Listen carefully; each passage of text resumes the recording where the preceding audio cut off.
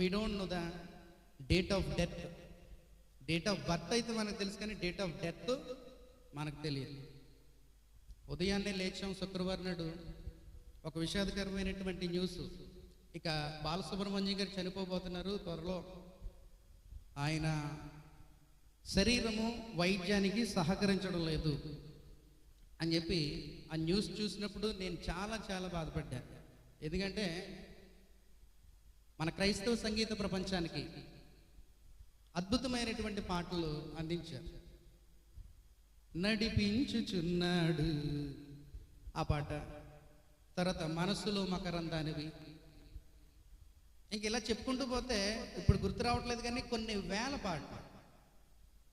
చాలా చాలా బాలసుబ్రహ్మణ్యం పాట అంటే ఎవరైనా సరే చెవి కోసుకునేవారు అనమాట. అంత మధురమైనటువంటి గాత్రం ఆయన.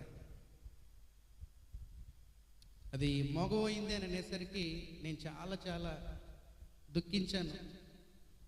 తమిళనాడు ప్రభుత్వం వారు హాస్పిటల్లో జాయిన్ అవ్వగానే బాలసుబ్రహ్మణ్యం గారి యొక్క ట్రీట్మెంట్కి ఎంత అయితే ఖర్చు అవుతుందో, అది లక్షలు కావచ్చు, కోట్లు కావచ్చు, తమిళనాడు గవర్నమెంటే భరిస్తుంది.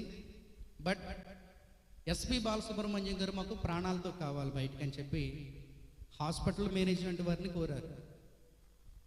వాస్తవానికి డాక్టర్స్ ప్రయత్నం చేసి కరోనాని అయితే తగ్గించగలిగారు, కానీ కరోనా విడిచిపెట్టేసిన ఇన్ఫెక్షన్ మాత్రం వాళ్ళు తొలగించలేకపోయారు.